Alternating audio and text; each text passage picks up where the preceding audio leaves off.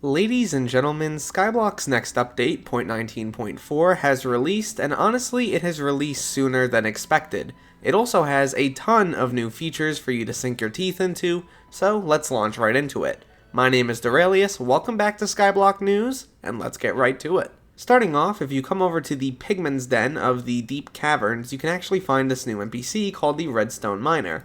He is actually a new NPC with this update, and he has a new quest which you can actually do in order to gain some accessory bag slots.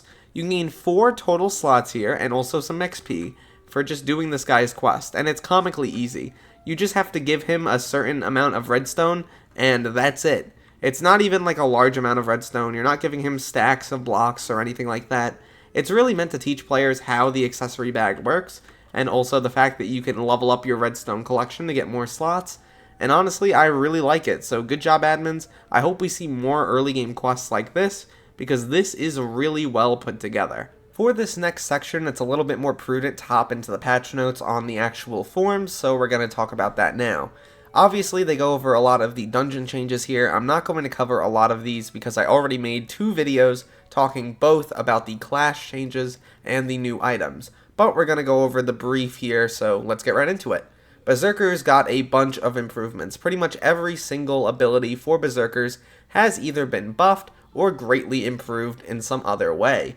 Obviously, there's the new Weapons Master perk, which allows every swing to be AoE to a degree, and honestly, this is just a really good perk for Berserkers.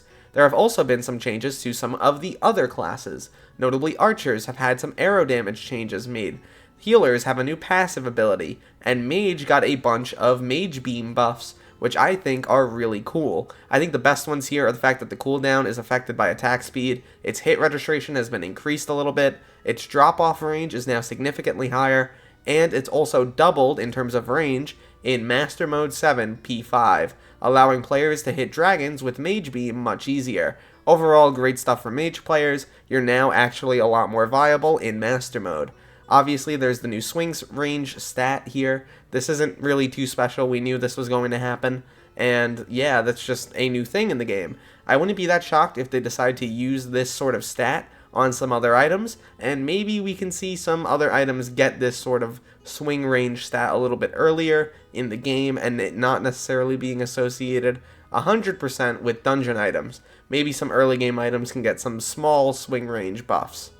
Next up, in terms of items, we have quite a bit here. Note that all of these items are able to go into the museum right now, so you can do that. But if you can't put something in, maybe it's because you need the full set. So like for the Shadow Assassin Cloak, for example, you're going to need a full set of Shadow Assassin gear in order to actually put it into the museum.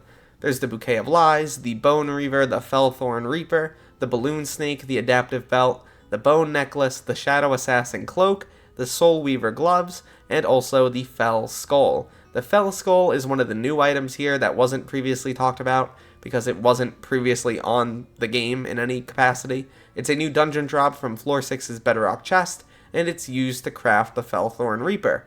Obviously, some of these new items can be upgraded with their respective floor fragments, and also the Spirit Bear is now a mini-boss that appears in the Blood Room. Starting from F5 and M5 onwards, he drops the thorn fragments that can be used to upgrade items obtained in F4 and M4. Also, players will now start with a base 10% base item dungeon stat boost. That's a pretty weird slew of words, but basically it means stuff you get from dungeons will have a base 10% improvement over their overall base counterparts. Really strange sentence, I know, but yeah, that's a new thing here.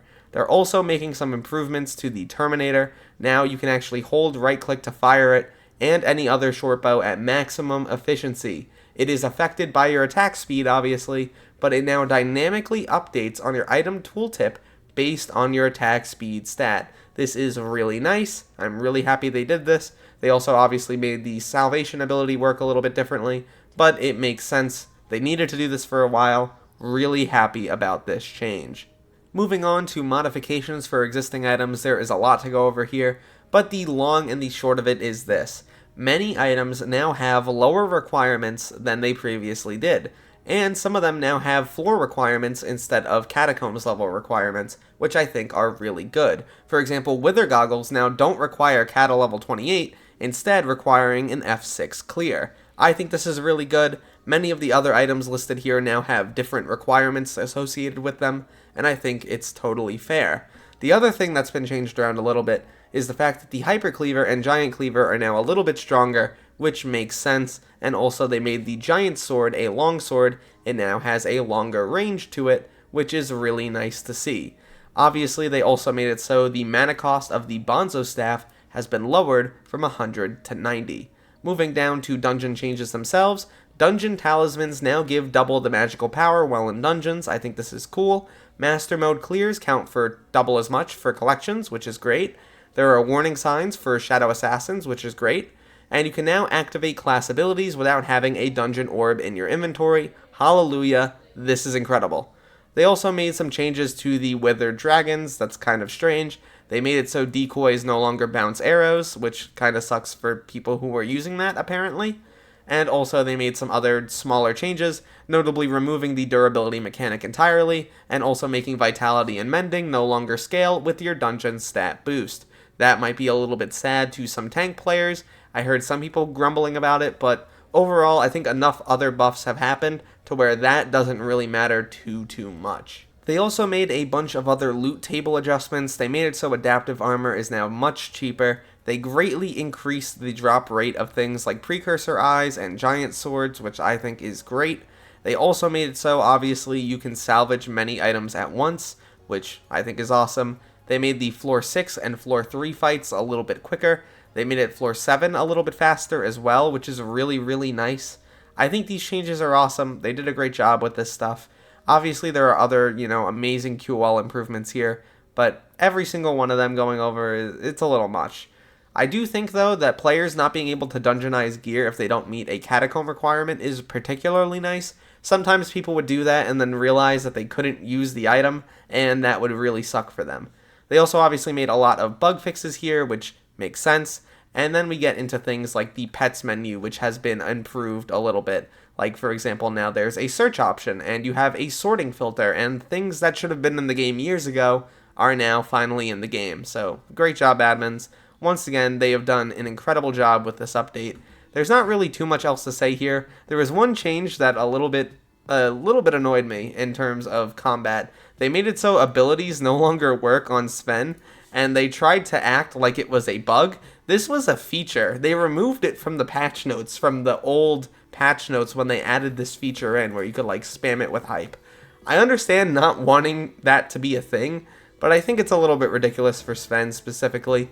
Maybe they should increase the drop rate, or at least increase the amount of wolves in certain areas to make Svens a little bit easier to spawn. People were using abilities on these bosses because it was the best way to summon them. It wasn't like it was hard to kill a Sven. It's not like reducing the use of Hyperion is going to make this boss hard. I don't know, that's just my opinion on it. I just think it's a little bit much, but hey, the admins have their opinion, and they've decided to remove the ability to use abilities on Svens. For the last thing on our list, we have the Abiphones here, and man, they are pretty expensive. Getting a new Abiphone of the newest type is about 100 mil. It's about 73 mil if you want to trade in your old one, but at this point, you might as well just take the sunk costs, because, let's be honest, we're doing that with actual Apple phones anyway. Shockingly, though, these phones are more different than Apple's in terms of how they are changed from the previous iterations. They look a lot different. They also have ringtones associated with them. They give you one extra contact, which I know people absolutely need. And yeah, that's really all I have to say about it. Shockingly, still a bigger change from the iPhone 14 to iPhone 15, but I do think this is pretty cool. A little bit much in terms of the expense, but hey, if you want to pick one up, you absolutely can. Obviously, if I were to individually go over every little change in this update, we'd be here all day. This is another pretty major QOL update that the admins have put out over the past couple months, and they are doing incredible work. They are greatly improving pretty much every aspect of the game, and I love to see it day in, day out. They get better and better at it, and I think this update is really one of their masterclasses. A lot of great improvements to dungeons, a lot of improvements outside of dungeons, an inclusion of a new stat, which is really nice to see. I'm just really excited to get back in there and start playing some more. I hope you guys are more excited after seeing how amazing this update turned out to be, and I really do think there are very few complaints from people. a little bit of grumbling here and there about the vitality and mending changes, a little bit more grumbling about the Sven changes, but these are relatively minor things. Skyblock is in an excellent state right now, and I hope you guys hop back in and check it out, because honestly, I think it's a wonderful game at the moment. At the end of the day though, my name is Derailious, thank you so much for watching this video till the end, and look to the future fellas, because I will see you then.